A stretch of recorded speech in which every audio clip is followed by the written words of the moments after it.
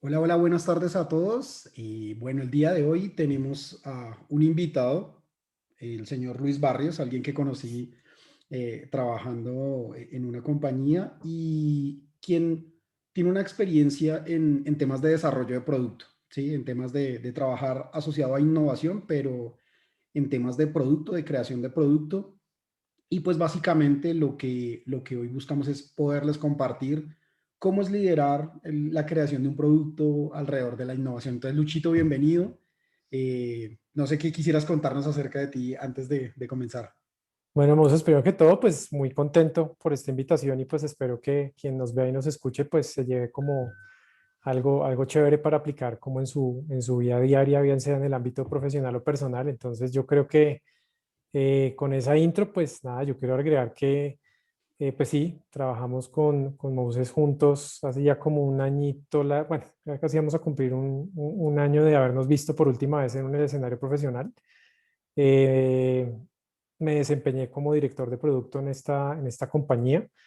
Eh, Actualmente tengo pues más o menos más de 12 años de experiencia en temas sobre todo digitales, como negocios digitales, primero empezando desde tecnología y después yendo hacia áreas de producto donde pues me he como enfocado, me he especializado. Entonces pues nada, yo creo que súper contento y con ganas de compartir pues esa experiencia para tu audiencia, Moses. Listo, súper, Luchito.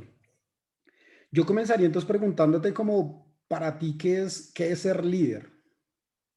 Es una muy buena pregunta. De hecho, antes de estar acá en el capítulo lo pensé mucho. Yo creo que eh, tratando de esbozar un poco mi respuesta, porque no es fácil de responder, creo que no una receta. Yo creo que la interpretación del liderazgo no es común para todas las personas. Es muy difícil llegar a un acuerdo. Para mí el tema del liderazgo tiene que ver mucho con trabajar hombro a hombro con un equipo de trabajo, tiene que ver con ser parte de algo más grande que uno, ¿sí?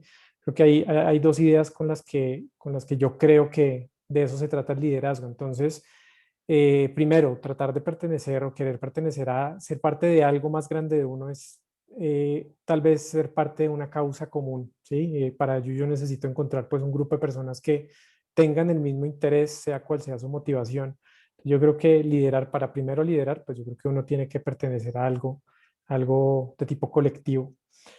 Y lo otro, trabajar hombro a hombro, cuando decía esta idea, es que ser líder no significa para mí estar encima de otros o incluso que otras personas te vean por encima. Siempre creo que esa relación donde siempre hay alguien que gana y otro que pierde o hay uno más arriba que el otro, yo no creo que eso sea liderar. Yo creo, y para mí en mi experiencia profesional, liderar es tal vez romper un poco con ese eslabón, con esas diferencias, y eso, a eso me refiero en el trabajar como al mismo nivel, sin querer decir que bajar o subir de nivel sea malo o bueno, es simplemente tratar de hacerlo desde una misma perspectiva. ¿Con qué me refiero a eso? Quiero ponerte un ejemplo, ya digamos aplicado como el tema de desarrollo de producto. En estos roles de product management, product owner y etcétera, pues básicamente uno está en una situación intermedia entre muchas voces que son el negocio, diferentes Ujú. stakeholders, y las áreas técnicas que son las que realmente ejecutan como esa visión de producto. Uno está en toda la mitad, uno es como el piñón que engrana eso. Por consiguiente, tiene que estar en la capacidad de hablar dos idiomas: el idioma del negocio, el idioma del ingreso, el idioma de la rentabilidad, del retorno, y por otro lado, el idioma técnico, el idioma de desarrollo, de la metodología ágil o de la metodología ABC, como se llame, de las tecnologías de desarrollo de software. Entonces, yo creo que para mí liderar es eso, es poder llevar un mensaje de una necesidad de negocio, ¿cierto?, hacia un equipo técnico. Pero entonces, el ejemplo más claro que te puedo decir tiene que ver con la empatía. Y empatía para mí en este contexto significa que si yo, por ejemplo, tengo que hablar con un equipo técnico, pero no tengo ni idea de qué es lo que hablan, ni JavaScript, ni HTML, ni C Sharp o el lenguaje de programación, lo que quieras. Trabajar hombro a hombro es tal vez romper esa barrera y no pensar que yo soy el líder o yo soy el director y entonces este es mi requerimiento con el que quiero y ustedes verán cómo lo hacen. Eso para mí no es liderar, eso es prevalecer un poco como esa diferencia y esa jerarquía. Para mí liderar es tal vez estar en las conversaciones de los muchachos o de los equipos cuando empiezan a hablar en su lenguaje para tratar de compaginar y tratar de entender muy bien de qué hablan, porque eso más adelante me puede hacer a mí como líder, como una persona más del equipo, que puede estar viendo otras cosas y los puede orientar. Entonces yo creo que tal vez la respuesta es un poco larga, pero me centro en esos dos puntos donde yo creo que eso para mí es liderar. Es estar hombro a hombro y siendo parte de algo más grande que uno, una causa común. Sí, ahí entiendo que no es nada como jerárquico o No, burocrático, sino para es nada. más como esa compaginar y lo que tú dices, Ujú. estar en el momento para poder ser ese piñón que engrana esos dos mundos. Ok, De acuerdo. Ujú. súper, súper. Y Luchito, en todo este campo, digamos, en toda esta experiencia que has tenido en temas de ser líder, digamos, ¿cuándo fue ese primer momento en el que te sentiste como involucrado en un escenario de liderazgo? Como que venías trabajando en tu mundo y de un momento a otro es como, ahora eres líder. ¿Cómo fue ese primer momento? Bueno, mira, yo creo que eso nace en mi primera experiencia profesional. Yo, pues, te contaba que yo tengo más de 12 años de experiencia. Estoy hablando de los primeros 6 años de experiencia que los hice en una empresa, se llama Publicar. Era la empresa de los directorios telefónicos. Telefónicos. Yo soy ingeniero de sistemas de profesión y pues naturalmente mi primer trabajo ya graduado de la universidad fue publicar y pues entré al área de tecnología. Me voy a salir un poquito por una ramita para dar el contexto por qué, para responder tu pregunta. Yo llego pues recién egresado, consigo el trabajo, consigo en área de tecnología. Yo siempre le rehuí a programar. Creo que no, la programación y yo en la universidad no nos llevamos muy bien, pese a que llegué con toda la ilusión de ser desarrollador, pero bueno, no se dio. Eso hizo que yo llegara a un área primero de soporte de mesa de ayuda. Yo era el nivel 2 de una mesa de ayuda, entonces estaba entre el nivel uno, que es la atención telefónica o correo electrónico, y en el nivel 3, que era como el de ya solucionar con una nueva versión del software que teníamos allá funcionando. Digamos que fue una posición donde era muy operativo, muy táctico, pero fue una posición que me ayudó mucho como a entender cómo estaba funcionando, cómo funcionaban los sistemas de la empresa, de una empresa que en ese momento era pues muy grande, era multinacional. Yo tuve la oportunidad de trabajar con la mesa de ayuda que atendía a Brasil. Entonces fue una experiencia muy, muy chévere porque pues era un doble reto. Aparte del reto de entender sistemas de una multinacional, pues era el reto del lenguaje. Pero bueno, fue un reto muy chévere y en esa posición duré más o menos año y medio y aprendí a tener conocimiento. Yo creo que muy intuitivamente hacía lo que hace un rato te dije, es decir, nunca tomé la posición como de yo soy nivel 2 y hasta aquí llego y el nivel 3 verá. Me gustaba mucho entrar en contacto y hablar con los nivel 3, ver qué era lo que hacían. Ok, Pues, por ejemplo, muchas de las cosas eran haciendo queries en base de datos, en SQL, en un lenguaje súper reconocido a nivel de programación de base de datos.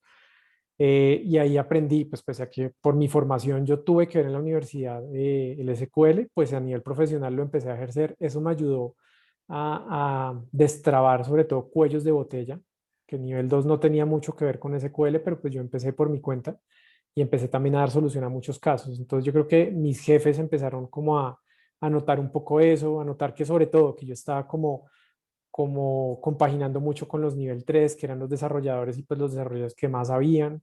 Entonces eso les gustó y seguramente uno de mis primeros jefes me vio con ese potencial y entonces de ahí yo pasé a un equipo ya de desarrollo, ya dejé de ser soporte nivel 2 y pasé a ser parte de un equipo de desarrollo en tecnología, donde mi rol fue levantar requerimientos y yo me sentí ya como ese fue como el punto de quiebre para mí, porque una cosa era recibir solicitudes, yo era el que recibía los requerimientos y después en ese equipo de proyectos pasé a hacerlos.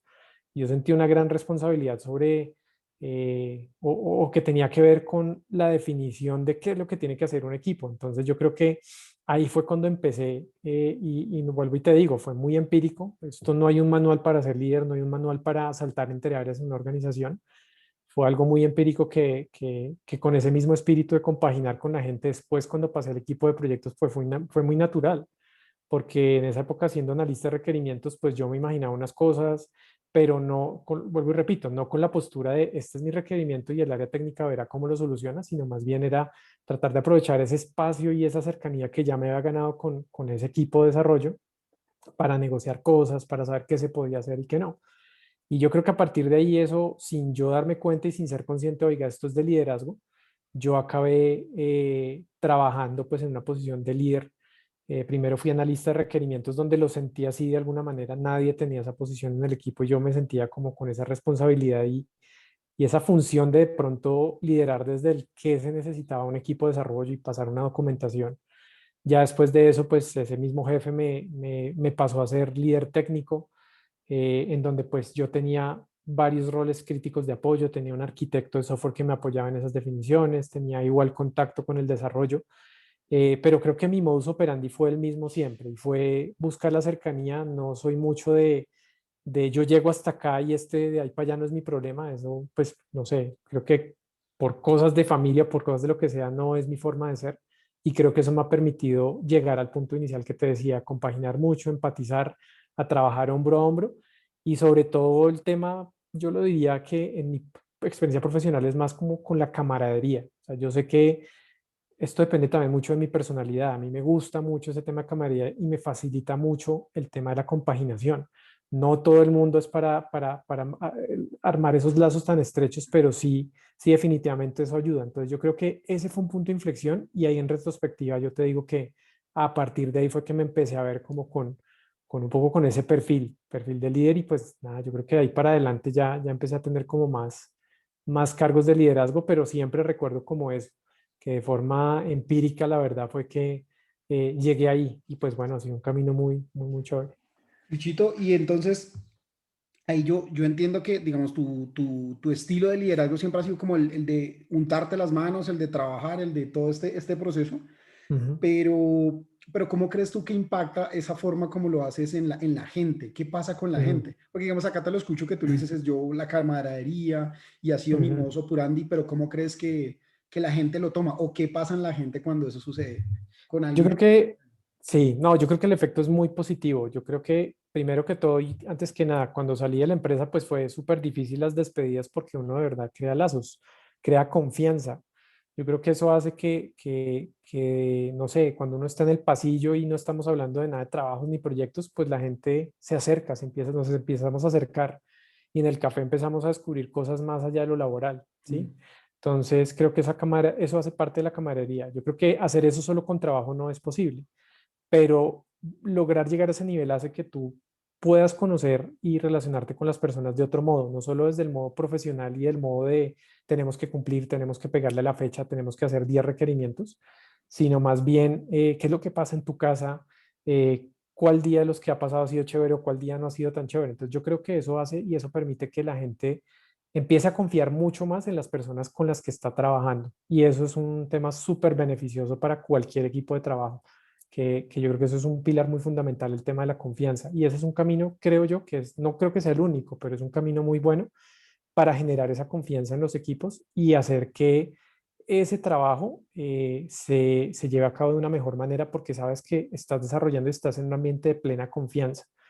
Cuando te decía que irme a los 6 años fue muy difícil, fue por eso, porque llegamos a un nivel tan estrecho de confianza que yo hay personas que hoy en día las sigo considerando amigos, pese a que fueron ex colaboradores o como queramos llamarlo formalmente.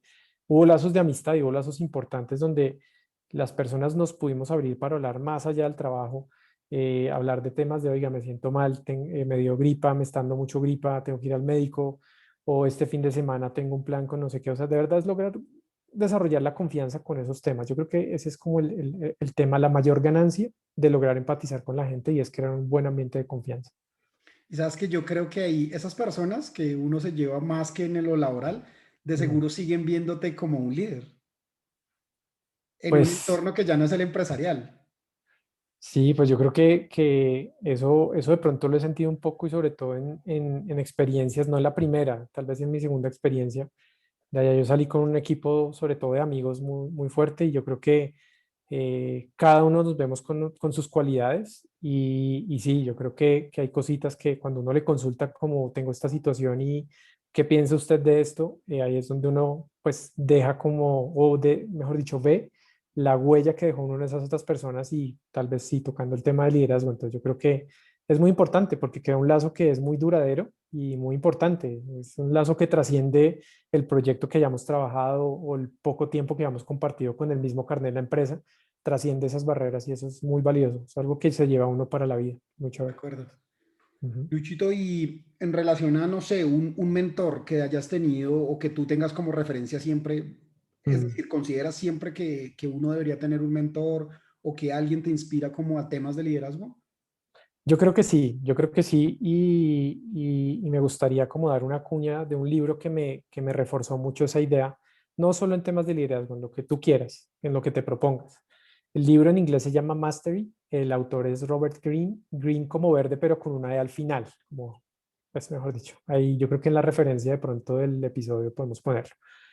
Y el libro evalúa mucho casos de éxito de pues, grandes maestros en la música, en las artes, en la tecnología, o sea, casos de nombres tan reconocidos como Beethoven, como otros no tan conocidos. Pero realmente hay muchas ideas en el libro y hay ideas, por ejemplo, de siempre estar muy obsesionado en el buen sentido con lo que Ujú, uno quiere, le apasiona. Pero hay un punto muy importante que es el tema de los mentores, porque yo considero, y esto ya son palabras mías, no es tema del libro, sino es ujú, tema mío. Yo creo que por más de que uno tenga mucha voluntad, mucha motivación para querer llegar a hacer algo, hacerlo solo y descubrir las cosas por su propia cuenta, pues es un camino válido, pero no es el mejor camino. Yo creo que la ayuda de un mentor hace que uno se vuelva mucho mejor en lo que ya está haciendo. Yo creo que para uno darse cuenta, bueno, ese sentimiento, esa idea de, oiga, necesito un mentor, eso no llega en el momento cero donde uno dice, oiga, quiero ser hoy el mejor fotógrafo, eso no llega así. Primero llega una etapa de experimentación, primero llega uno y se da cuenta que eso le gusta. También pasa con el liderazgo, como en mi caso profesional.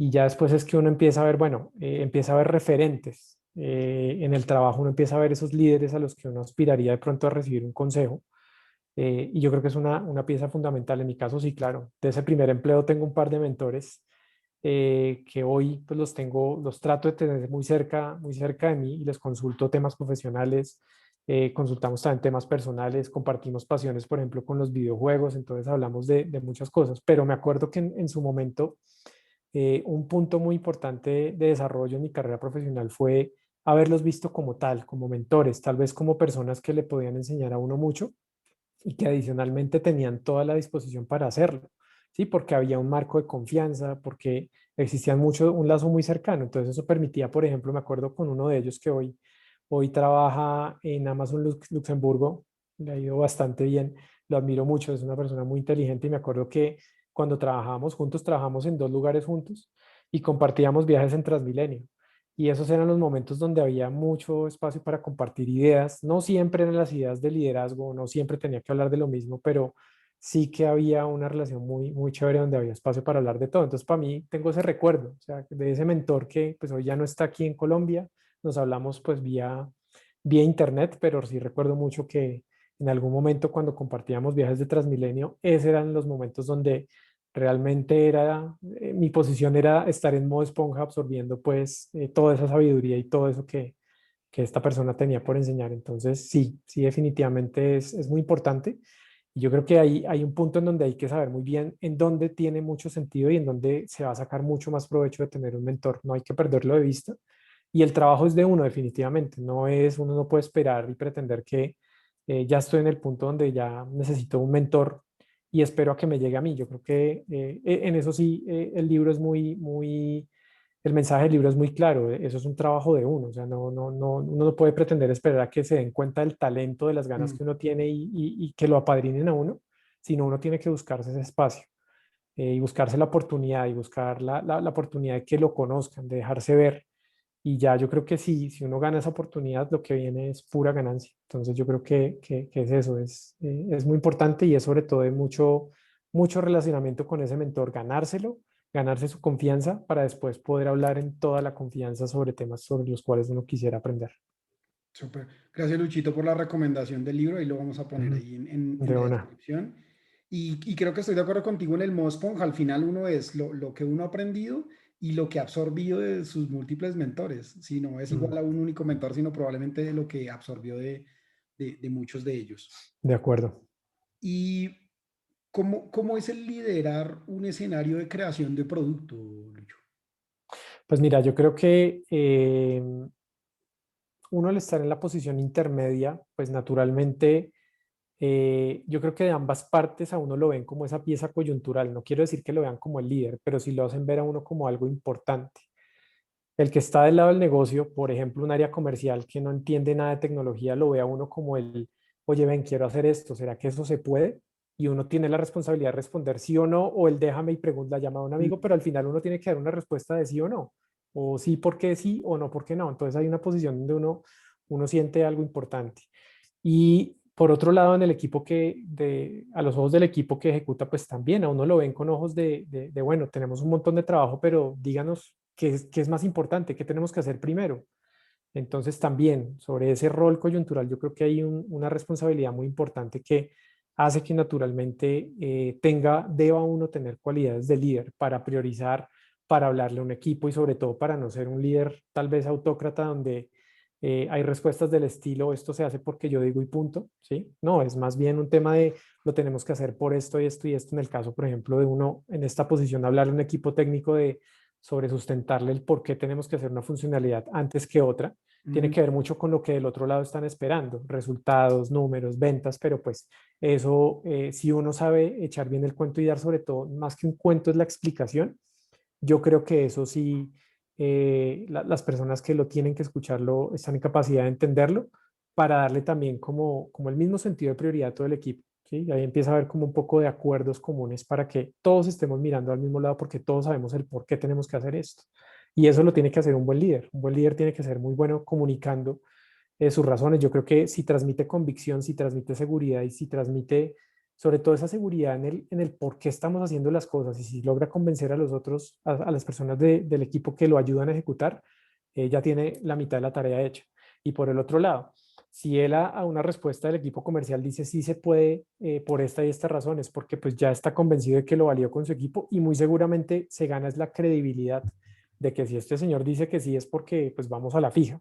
sí. Entonces yo sí creo que verse uno como esa pieza bien coyuntural en medio de esos dos frentes es algo importante y yo creo que per se es una posición de liderazgo.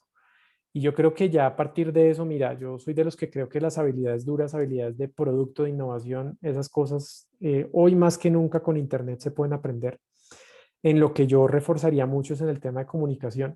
Yo actualmente estoy desempeñando un cargo donde para mí el producto es nuevo, o sea, no es un producto ni que yo hubiera escogido o es algo, digamos, con lo que yo sea muy afín, es algo en lo que estoy en plena curva de aprendizaje. Me enfoco más y me amparo más en esas habilidades blandas de comunicación, de empatizar. Y yo creo que a partir de ahí cualquier cosa se puede lograr. Entonces, toma menos tiempo para mí aprender una habilidad dura. Es cuestión de encontrar la persona a la que uno le crea, ¿cierto? Y a la que uno le entienda para poderlo aprender y ponerlo en práctica, pero una habilidad blanda, yo creo que tiene que pasar mucho más tiempo, tiene que haber mucho ejemplo de personas que tú hayas visto en acción practicando lo que quisieras aprender, una buena comunicación, un respeto, una empatía. Entonces yo creo que en esos aspectos yo creo que resumo cómo es el liderazgo. Lo amplío un poquito, no tanto al escenario de producto, sino también a cualquier escenario, a cualquier rol de liderazgo. Yo creo que lo clave está en las habilidades blandas. Te comparto una experiencia que tuve en mi segundo empleo, que fue en la casa editorial El Tiempo. Yo allá aprendí muchísimo, muchísimo, además porque ocupé una posición donde salté de un área de tecnología a un área de producto. Entonces, pues yo llegué con muchas ideas de qué hacerle a un producto. Yo empecé a trabajar con el portal de fútbol de allá de la casa editorial y pues a mí me gusta mucho el fútbol, sentí mucha afinidad y empecé a pensar como en, oiga, ¿qué tal un módulo para, no sé, el partido de la Selección Colombia eliminatoria, poner así el home del portal bien especial? Pero esas eran ideas mías y era una idea muy, muy, digamos, empírica. Allá empecé a trabajar con equipos de usabilidad, de experiencia de usuario eh, y gracias a esas habilidades blandas, a esa cercanía, a desarrollar ese lazo fue que yo les aprendí mucho. Y entonces esas ideas yo aprendí que entonces tenía mucho más sentido antes de ponerlas en un requerimiento, en una historia de usuario, tenía más sentido prototiparlas, validarlas rápidamente con personas cercanas o hacer una encuesta y que la gente la respondiera, medir muy bien como cosas parecidas que se han hecho en el pasado para saber pues qué se puede aprender y qué se puede aplicar. Entonces yo creo que es un ejemplo claro donde para mí fue más importante la habilidad blanda de la comunicación para después aprender algo muy específico del desarrollo de producto que tiene que ver la cercanía con los equipos de UX y de UI, de interfaz de usuario y de usabilidad, porque yo creo que ese es el punto de partida de cualquier cosa que tú quieras hacer en producto. O sea, si lo prototipas, lo testeas y ves que realmente a alguien le interesa y aparte tiene potencial de monetización o de algún objetivo de negocio, de alcanzar audiencia, de alcanzar nuevas audiencias, de ahí para allá yo creo que ya la receta pues es muy conocida, es ya pasar al equipo de tecnología, hacer unos requerimientos, hacerlo como un mini proyecto, hacerle seguimiento y eso es todo. Pero creo que lo clave es identificar a ver, esas áreas complementarias. En mi caso en producto, UX es un área súper clave. Y a partir de esas habilidades blandas de la comunicación, de desarrollar esos lazos, yo creo que se logra pues como consolidarse como un líder de producto en el ámbito de la innovación. Ya después, pues digamos que las metodologías uno las aprende, que Lean UX, que Design Thinking, pues hay un montón de metodologías. Eso ya depende de pues, los equipos cómo se sienten más cómodos trabajando y qué tanta apertura tienen de experimentar, pero eso se aprende. Lo clave para mí sigue siendo, insisto, el tema de la comunicación, la buena comunicación y crear el ambiente de confianza. Ok, entonces eso facilita al final el tener ese camino ya labrado de la Mm. comunicación y el relacionamiento ayuda a que el resto fluya un poco mejor. Sí, sí, de acuerdo. ¿Cuál ha sido ese reto al que, digamos, desde el punto de vista de liderazgo, sientes que has tenido que enfrentarte en todo este tiempo? Uno de Bueno, yo esos creo, tantos retos, ¿no? sí, sí, pues mira, yo creo que mi zona de confort siempre ha estado manejando, o sea, más de puertas para adentro que puertas para afuera. Me explico. En la misma analogía del equipo comercial o el equipo técnico, pues yo estoy más en mi salsa como cuando ya tengo claro el qué quiero hacer y vamos a ver cómo se hace. O sea, me apasiona tal vez mucho más el cómo y por eso compagino más con el equipo de UX o con el equipo de tecnología. Cuando es con el qué, pues siempre han venido retos muy grandes y yo creo que un reto muy, muy chévere, no en mi última experiencia, en la penúltima en el tiempo, fue con el último proyecto que hice allá, tuvo que ver con el modelamiento del modelo de pago por contenido en digital, el famoso paywall que ya muchos otros medios como el New York Times, el Washington Post, hoy pues yo creo que ese modelo ya es muy ampliamente conocido. Medium, que es esta plataforma de blogging, pues también lo tiene. Pero pues para un medio colombiano de una serie de percepciones y percepciones no solo para nosotros los que leemos las noticias y creemos que no tienen valor. O Mm. sea, nosotros tenemos la creencia de que cualquier noticia la ve uno en cualquier medio, hasta en Twitter o medios independientes. Creo que luchar contra ese paradigma hacia afuera fue un reto, pero de puertas para adentro en la empresa fue un reto muy grande porque eso fue convencer sobre todo a los equipos que se dedicaban a las suscripciones del periódico impreso. Entonces, allá adentro siempre, digamos que se tenía una connotación que lo digital era como lo añadido, el bonus, pero lo que tenía más valor era el impreso, porque pues todo esto pasaba por un proceso de manufactura, de máquinas, de imprentas. Y cambiar ese paradigma fue un reto bastante complejo, pero bueno, yo creo que también fue muy gratificante. ¿Y dónde está lo gratificante para mí? Estuvo en conseguir de alguna manera también empatizar con muchas áreas, muchos actores que en un principio se veían muy lejanos, se veían como, a ver, mientras uno está en innovación y en los temas digitales, uno a veces se cree como, no, el cool, el que sabe lo último, pues tener que trabajar en equipo con personas que de pronto ya llevaban muchos más años trabajando, que tenían ya formas de trabajar, costumbres, de pronto también zonas de confort, que de pronto no veían tan cercanos esos cambios tan de paradigma y trabajar para convencerlos y caminar en que sí, toca no perder el valor del impreso, pero darle más valor a lo que se escribe en Internet. Eso fue un reto, un chicharrón bastante grande, pero yo creo que por el camino fue un pulso muy largo, de muchos años. Yo creo que incluso antes de yo llegar allá, yo llegué en el 2013, ya habían hecho un intento con pues pagaron auditorías perdón, más que auditorías, pagaron consultorías para que alguien les dijera cómo se debía hacer. El primer intento no fue. Yo hice, creo que dos intentos. El segundo intento no fue y el tercer intento, pues más o menos tuvo cara. Yo me fui y el proyecto no había salido, pero siento que logramos ese avance importante. Para mí, no hablo como tal de si salió o no salió. Yo hablo más es de lo que pudimos hacer con el equipo nuestro desde digital, porque la iniciativa era algo que jalonaba el equipo digital y de innovación y fue montar en el bus a otros actores, actores de impreso, a gerentes del impreso, a áreas de servicio al cliente donde están era acostumbrada solamente a atender al señor que no le llegó el periódico, no le llegó la revista. Entonces, realmente fue como un escenario donde había mucha complejidad en función de la cantidad de actores y de diferentes interlocutores, no solamente por sus roles, sino también generacionalmente. Yo creo que también el hecho de que pues, en la época yo tenía 32, 33 años cuando empecé en el proyecto y pues estas eran personas que llevaban más o menos 15, 18 años en el periódico, ya me llevaba un montón de trayectoria. Entonces yo creo que entraron a jugar muchas otras cosas más allá de como tal el objetivo de negocio, entraron a jugar pues los egos, las costumbres, los sesgos y el reto consistió en cómo desde ese rol de liderazgo y ese rol de empatía o esa habilidad de empatía lográbamos convencer pues desde mi posición como piñón ahí articulando esos puntos de vista. Entonces, yo creo que ese ha sido el reto más duro para mí a nivel profesional, sobre todo por el tiempo que duramos y todas las reuniones densas de viernes a las 4 de la tarde con plena gerencia con el presidente. Pero qué chévere que al final de verdad, y no puedo decir que lo hice solo, yo tuve ayuda pues, de los gerentes que estaban arriba mío, de los jefes, de pares míos, para lograr llevar argumentos donde no solamente es decir por qué teníamos que hacer el muro de pago, sino también entender desde el otro lado.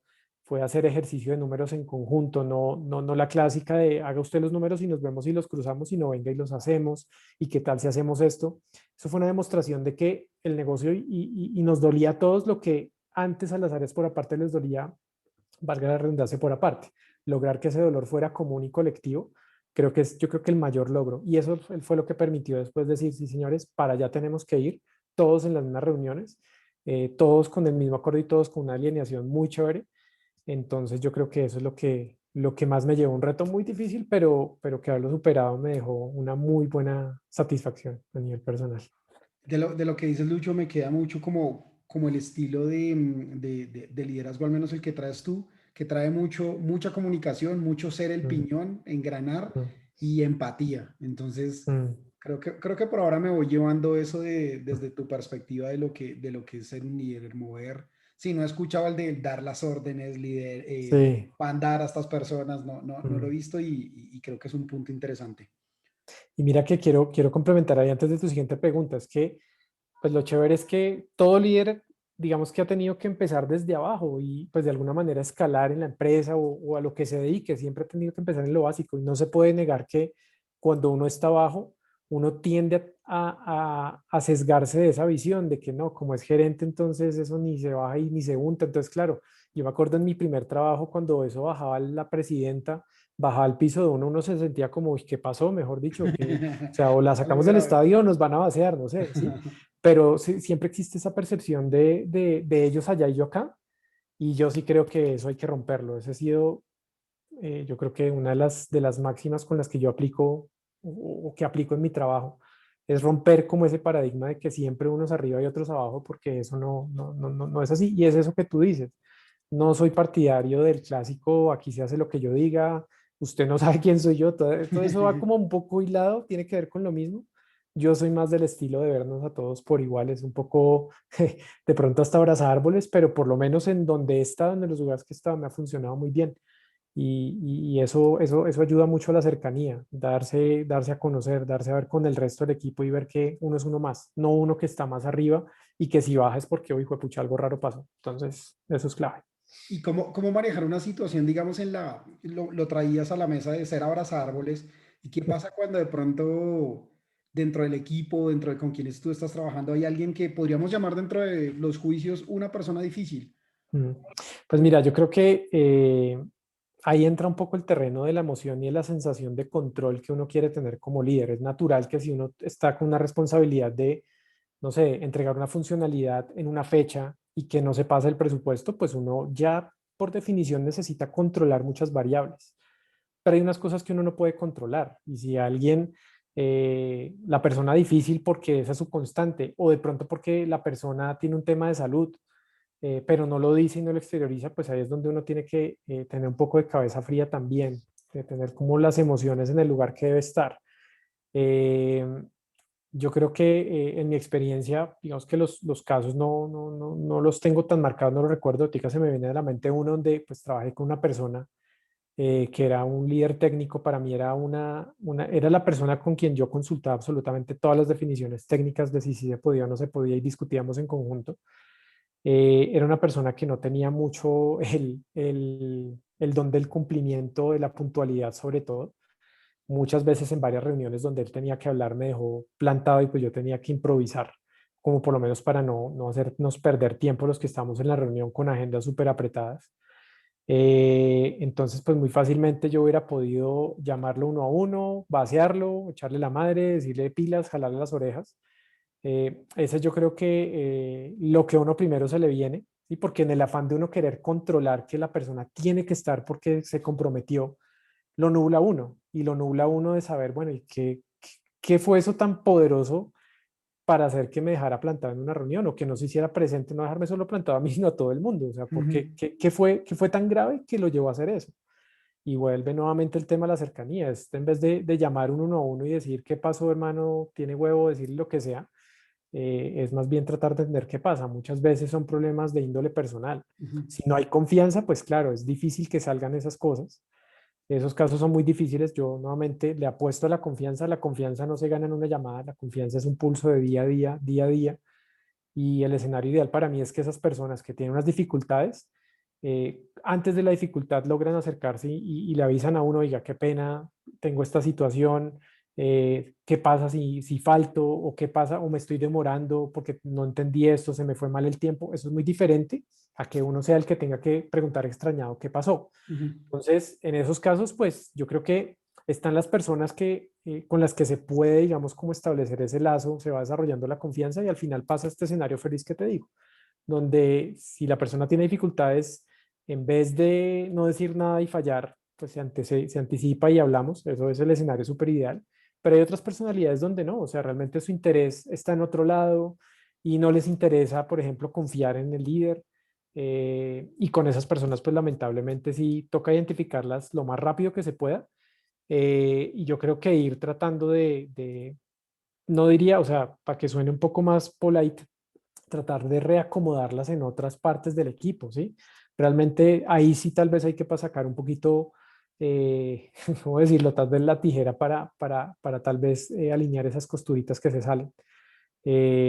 Porque yo creo que eso a futuro, eso empieza a permear en la gente, eso empieza a crear o va en contra de ese ambiente de confianza. Las más personas van a empezar a crear desconfianza entre ellos, el líder va a desconfiar de quien falla. Y yo creo que si no hay un síntoma, digamos, como de que la persona realmente entre en razón y se abra realmente para entender por qué está haciendo eso, ujú. yo creo que lo mejor es también dejarlo seguir. O sea, yo no voy a poder controlar tampoco y no voy a poder pretender obligar a la persona a que me diga una otra forma qué es lo que le está pasando, ¿sí? Muchas veces la gente está en su perfecto derecho de ser herméticos, guardarse sus razones.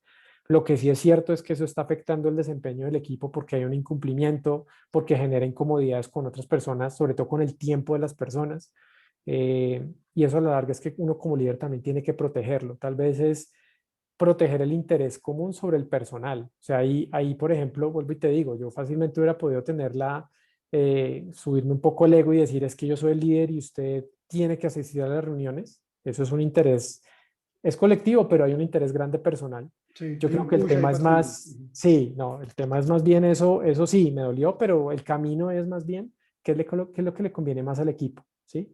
Una persona que si sigue en estas, porque yo no veo cómo hacerla reaccionar, eh, ¿cuánto tiempo más voy a permitir que eso pase? Entonces ahí es donde yo empiezo a hablar con otras áreas donde pues posiblemente escalo el tema a nuestros jefes, a recursos humanos en caso extremo, pero no, siempre creo que la comunicación, el conducto regular en casos de que no, pero yo creo que lo clave es entender que una de esas cosas no las puede controlar, que así hay que controlar mucho la emocionalidad y sobre todo el ego, que el ego es un gran enemigo de muchas cosas, y darle como su conducto regular a ese manejo de esas situaciones con tal de que el equipo y la confianza del equipo no se vea resentida. Eso es lo que más hay que cuidar.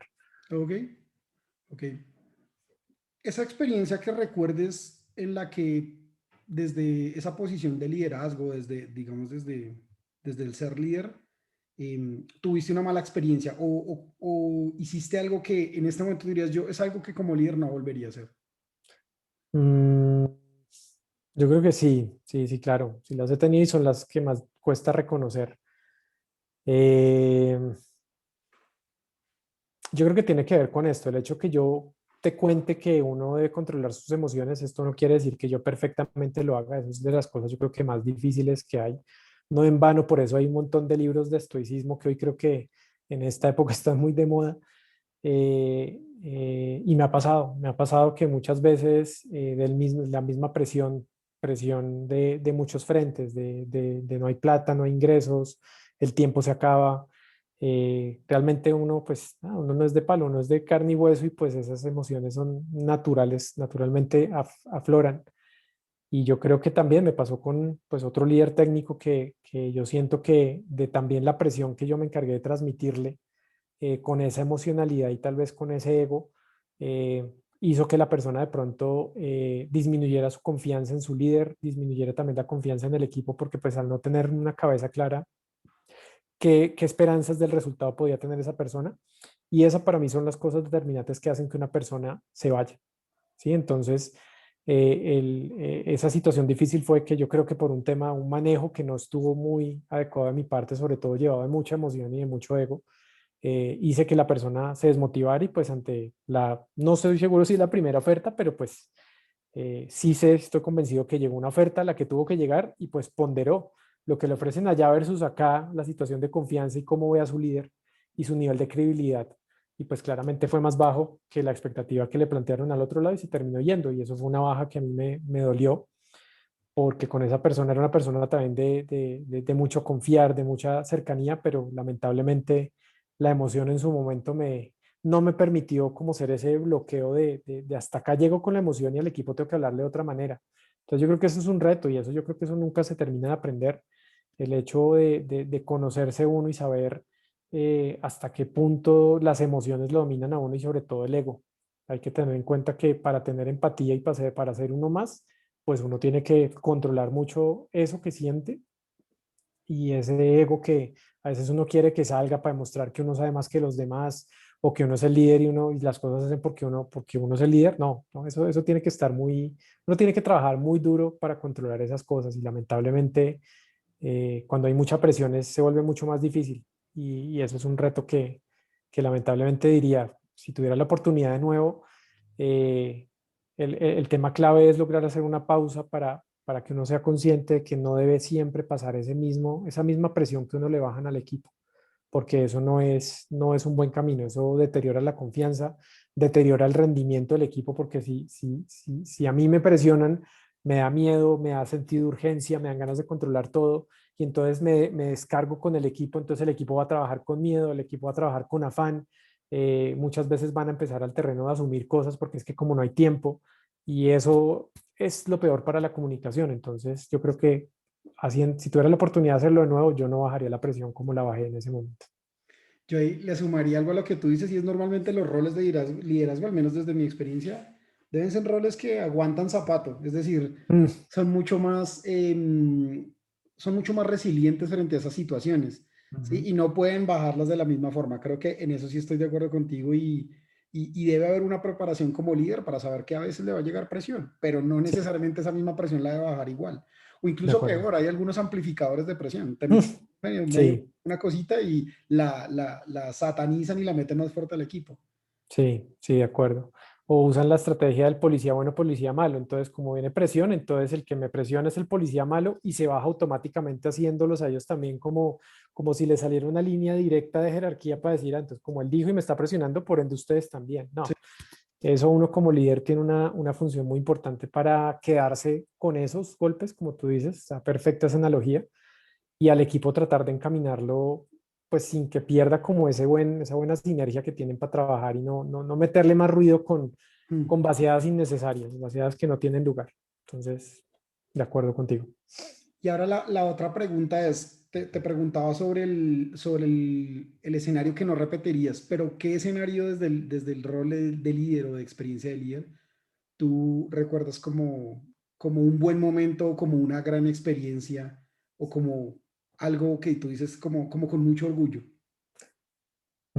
Pues mira, yo creo que es algo que me di cuenta hace muy poco. Yo creo que en roles de producto uno le seduce mucho al buscar, por ejemplo, trabajo, ¿para qué producto va a trabajar? Entonces, por ejemplo, trabajar en Rappi, trabajar en Mercado Libre, trabajar en Unicornios, trabajar en Spotify, trabajar en temas digitales súper reconocidos es súper seductor. De lo que me di cuenta hace poco es que para mí eso, no quiero decir que no sea importante, es muy importante, pero no es lo más importante. Para mí lo más importante y por lo que saco pecho es tal vez por la calidad de las relaciones que construí. Y yo creo que mi escenario, o sea, yo creo que cada uno de los trabajos en los que he estado y con los equipos que he compartido, más allá de sacar pecho porque logramos vender X millones de dólares o lo que sea, o logramos ejecutar presupuestos de Y millones de dólares, eso para mí es secundario. Para mí lo que queda es que a la vuelta de un año, cuando uno cumple años, lo llamen los excompañeros. O para mí también cuando, no sé, se encuentra uno en la calle, entonces, oiga, o sea, habla unos 5 minutos y por falta de tiempo se toma el celular y dice, veámonos, hagamos algo como continuar. Para mí el tema del lazo, eso para mí es el logro, pero es una opinión muy personal, porque al final mi gran revelación de hace poco es eso, lo que yo persigo más de trabajar en un producto súper seductor, súper sexy es la calidad de los lazos humanos que logro hacer y que logran perdurar a través del tiempo. Entonces yo creo que de cada uno de los lugares en los que he estado, me he llevado grandes lazos, pues tú eres un gran ejemplo de eso. Mira, no trabajamos desde noviembre del año pasado Acá estamos. y acá estamos y seguiremos seguramente. Con mis otros empleos también, hay personas que las considero muy cercanas. Entonces, eso para mí, cuando pasa eso, yo creo que digo, pucha, fue muy valioso, me siento muy bien, me siento como en mi salsa realmente. O sea, los lazos para mí son lo máximo. Y eso, yo soy muy consciente de que eso hace que como trabajamos, se recuerda las victorias que tuvimos, de pronto también las fallas, pero creo que lo que más se recuerda en esos escenarios es lo chévere, el ambiente tan bacano que tuvimos para trabajar. Eso es lo que para mí, de lo que yo saco más pecho, como de esas relaciones, esos lazos. Súper. Luchito, hablamos ya un rato y creo que ahí nos compartiste, te agradecemos mucho por eso. Para cerrar la conversación, ¿cuáles serían esos consejos que tú le darías a todas las personas que están escuchando esto y están en ese camino por, digamos, algunos liderando, no porque tengan un rol de líder o no porque los Mm. hayan asignado como tal a eso, sino porque probablemente les está tocando ayudar o contribuir en algunos escenarios? ¿Qué consejos le darías tú desde tu experiencia?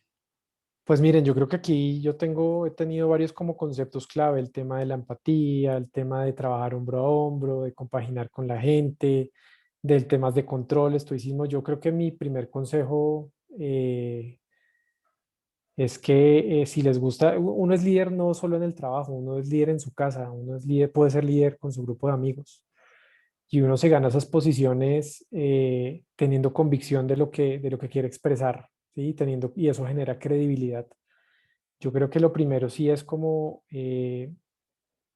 a ver, no quiero que suene como vayan a leer al padre, ¿cómo se llama? El padre de Lineros, no, sino leer mucho sobre el tema, que yo creo que esos conceptos, o sea, no está la receta de cómo ser empático, cómo tener control, cómo ser estoico, no, pero creo que todos los libros, de una u otra forma, tienen esos conceptos que yo los veo como ingredientes de una mezcla que es como difícil de separar, de destilar, pero que es lo necesario para que uno logre posicionarse como líder. Y pasa como tú lo dices.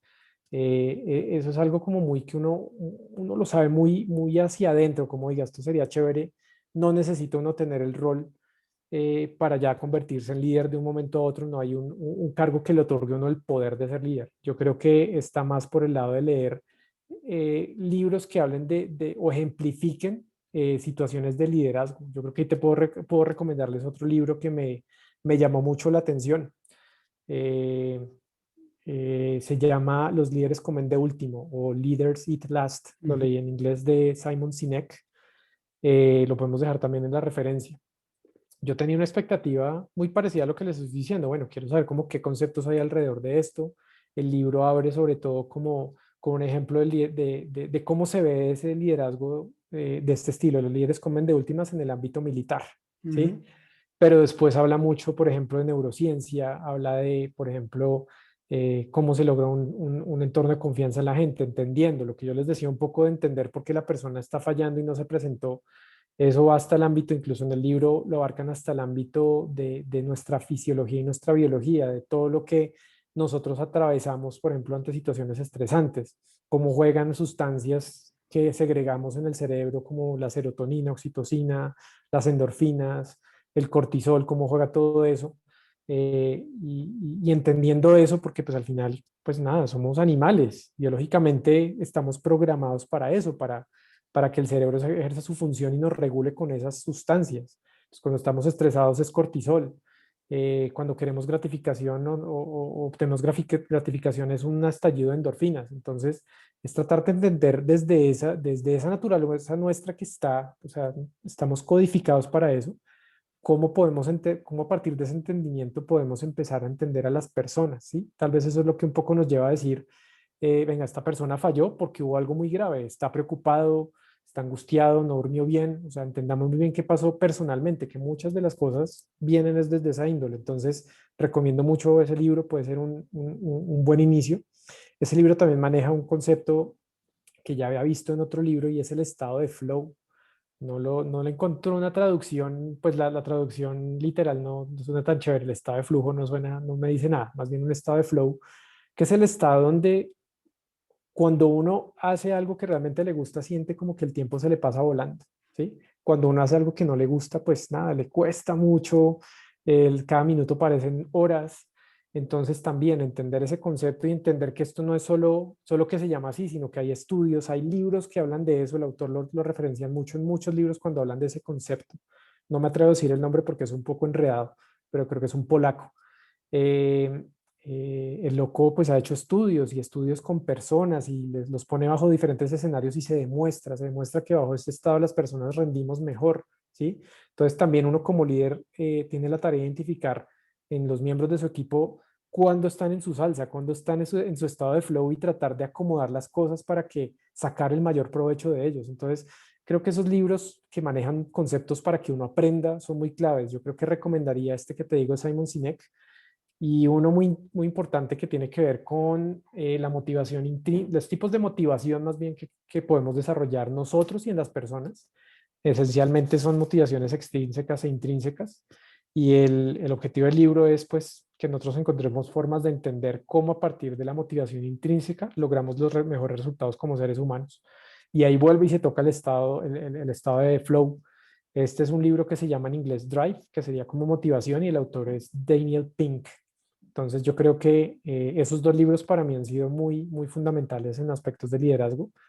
Reafirmaron muchas cosas que a nivel empírico hacía y leyendo, es que eso en mi caso ha sido muy chévere, darme cuenta que lo que escribe una persona que se apoya en investigaciones, en referencias bibliográficas, es algo que yo de alguna manera he hecho por mis propios medios. Yo creo que eso también le ayuda a uno mucho a convencerse de, oiga, si esto de liderazgo es conmigo, esto me habla, esto resuena, quiero saber más.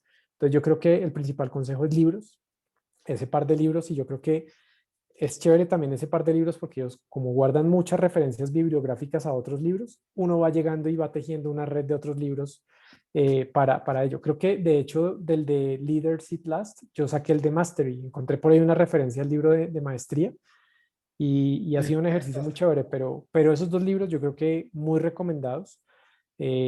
Conseguirlos en español, en el idioma que lo prefieran leer, pero creo que el conocimiento es invaluable. Y otra cosa, yo creo que una cosa chévere que tocamos en esta entrevista es el tema de los mentores y aplicado al tema de liderazgo. Yo creo que es clave en el ámbito que uno esté. Si es el ámbito familiar, uno siempre tiene como una figura que uno identifica, uno idealiza como, diga, yo quisiera ser como esta persona o yo quisiera resolver las cosas como las resuelve esta persona. Esos son los mentores. Y yo creo que la tarea ardua de uno es no solo identificarlos, sino tratar de buscarse el espacio y la confianza para que se cree ese vínculo de aprendiz maestro para que pues eh, ambas personas pues se beneficien. Créanme que para una persona, o sea, a ver, no todas las personas que uno idealiza como, oiga, quiero ser como este, son dados a ser mentores. Digamos que eso no les interesa, no persiguen ese objetivo, pero hay personas que sí, ¿vale?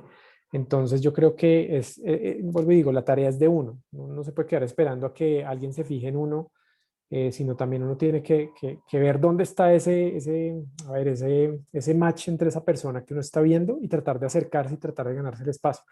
Puede ser que de primeras uno se dé cuenta y se decepcione porque diga, no, pues no fue con este, pero hay que seguir, hay que seguir. Siempre habrá personas referentes y lo que tú decías, no es la figura de un solo mentor, o sea, puede haber muchos. Y en algún lado leía que uno incluso puede tener mentores dependiendo de áreas que uno quiera fortalecer.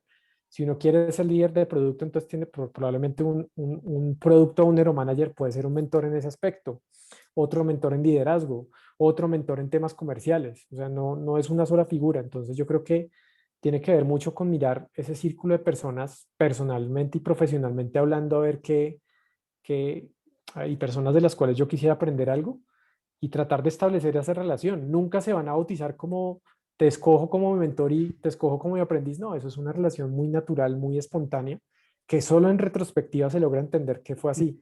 Vuelvo a mi ejemplo, yo en las charlas de Transmilenio me parecía una nota salir y disfrutaba hablar con este mentor, pero después de unos años y sobre todo cuando ya extrañé los viajes en Transmilenio fue que me dije, oiga, ese man, de verdad, un teso, no solo por donde está hoy, sino por todo lo que le aprendí y sí, lo considero un mentor. Y a partir de ese momento fue que empecé a decirle en un par de ocasiones, lo considero mi mentor, pero durante uno no se da cuenta. Lo clave es sí entender que hay una idealización de esa persona y que uno quisiera como aprenderle mucho a esa persona. Entonces, construirle el vínculo. Entonces, para sintetizar, libros, lectura y identificar cuáles son esos mentores de los cuales uno pueda aprender, que eso de alguna manera acelera el proceso y para obtener muy buenos resultados. Súper, Luchito, excelente. Y además que creo que nos llevamos un montón de cosas por leer que de seguro tomaré nota. Algunos, el de los líderes comen de último, ya lo había leído y definitivamente es un buen Mm, libro, pero el de Mastery lo voy a checar mm. me gustó lo que viene ahí.